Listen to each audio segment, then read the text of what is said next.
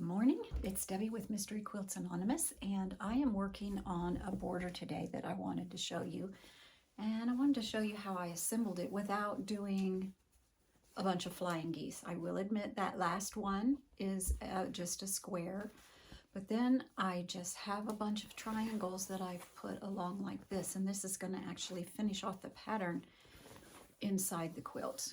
Okay, so I wanted to show you how I did this. Firstly, I cut big squares and cut them on both diagonals so that I had the large triangles that I need. And what I did, I have the first one and the last one. So this would be the first on the left for me. Actually, it'd be the last on the right. But you can see that this one is like a flying geese unit. So I'm actually going to do the first one now so that you can see what that's going to look like. So I do have a half square triangle and a quarter square triangle that I'm going to make similar to a flying geese.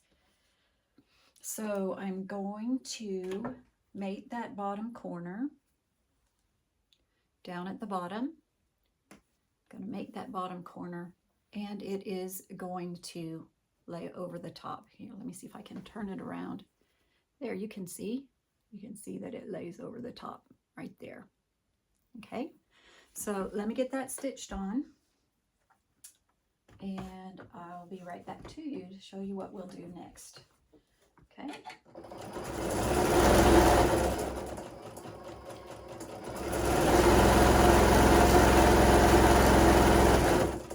Almost talked to you while the sewing machine was going, but then you couldn't hear me, so I didn't. Remember that I have scissors somewhere. Here they are. Oof, I flung a needle. Remember, I don't even know what it was. Oh, remember you're stitching on the bias now, and I want your feed dogs to do their work. Okay? I don't want you to push, pull, tug, because I'll show you why not. All right, because you are stitching on the bias, this will stretch, and we don't want that stretch, okay? We just want it to remain a perfect angle. Okay, so when we do the next one, it's actually, this one is already stitched. You can see it's going along perfectly. The top of the triangle has that point there. The bottom of the triangle, the point shows down there. I don't know if you can see that. There it is on my white shirt. Okay, so it hangs over the top. You can see through the shade, and the white one hangs over the top. So the top one is over the top. The bottom one hangs out the bottom. Okay, that might help you. Top, top, bottom, bottom. Okay, so I've got a few of these done, but I'm just going to show you. I always put it on the same side, so it makes it easier for me to put them together. Okay, so let's see. So this time I'm just going to choose a dark one, and then my light color, just so that I can get that light all across the top. And I'm going to lay them, you can't see that white one. I'm going to lay them like this. Okay, just like that. Then I'm going to flip that across so that you can see when I flip it across, it looks like this one. Okay, and then I'm going to stitch along this line. Okay, so remember the top hangs over the top, and the bottom hangs out the bottom.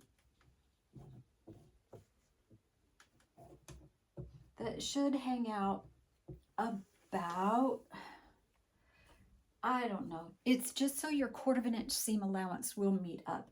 It might be close to 3/8 of an inch. I'm not sure.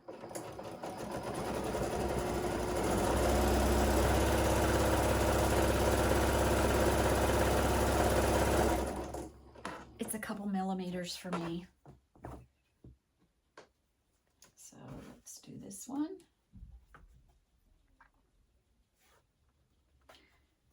Again, top over the top, and bottom hangs out the bottom.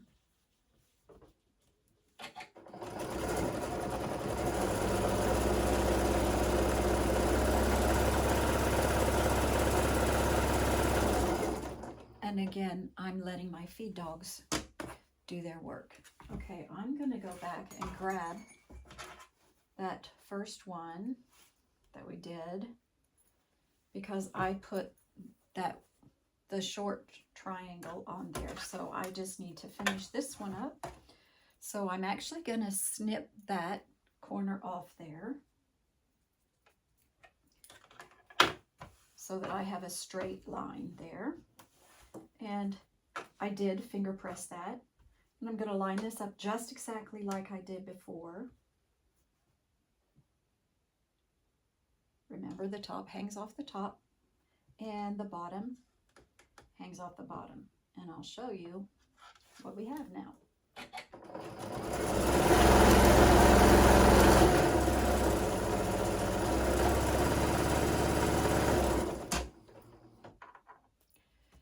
I might actually go ahead and pull this one off. I'm just trimming that dog ear at the top so you can see what we have. So that'll go on second.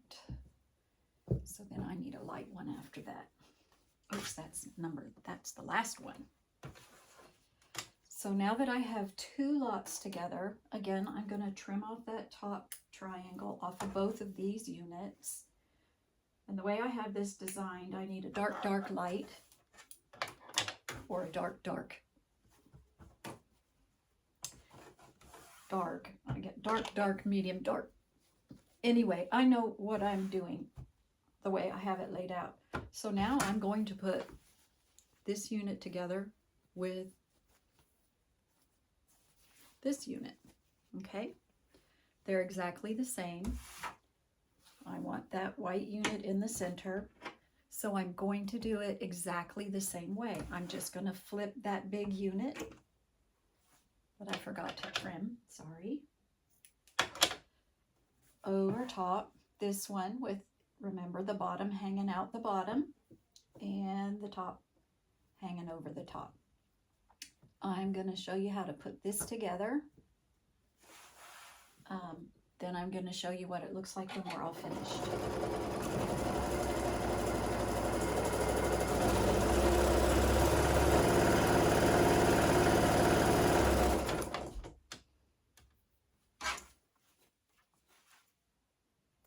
Okay, remembering that first one that we did, it's got that, then it's got a dark, and then it's got that triangle now that we just put on. Okay, so I've showed you how to do it. When you're done, you're going to stitch them all together. This is just the second set that has that. It's going to act, yours is actually going to end like that until you put that square on. Okay, so you're going to have a dark, dark, medium, dark, medium, dark, dark, and that's the end again. Okay, and you're going to assemble these all the same. There are, I believe, 7 across there, and I did them in sets of 2 with that one left over at the end to come up with this. I've already sewed that first one on, so I think I'm going to leave it at that. I might carry on just stitching here for a second and show you the end result with these. Okay, just making sure that I've got this right. I need, that's the end. So that will have that there. So let me go ahead and get this one together.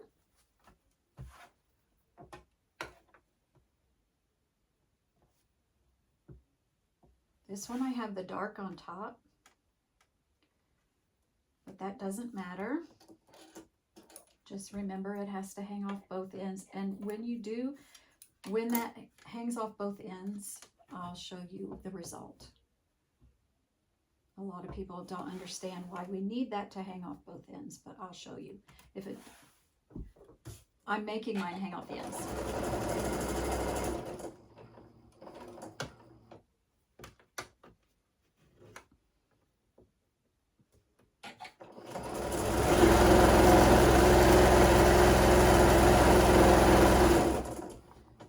Okay, this one I do have the two together. So by making that hang off the end, you can see that when I trim that off, with that hanging off the ends, then I have my seam allowance up there so that I get a perfect point. And the same goes down here. I'll trim off that point. I can do it better if I'm looking at it this way. Trim off that point. And you can see the seam allowance down there now.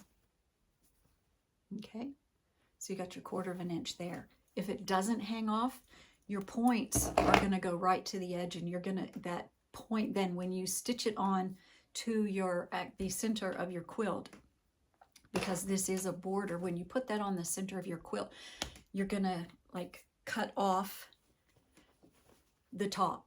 So it's going to be a blunt point and not a sharp point like we want. We want a sharp point. Okay?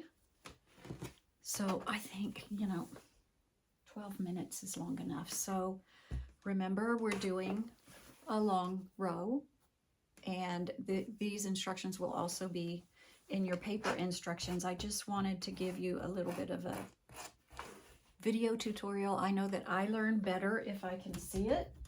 So there you have it. I even made myself a coffee so I could drink coffee while I did it, but I didn't have time. It's my vanilla latte and it's almost gone anyway. Hope you have a great day. Hope you enjoyed putting this one together. This is for Not Today. That's the name of the quilt, Not Today. So yeah, all fun and games. I hope to see you soon. Have a great day.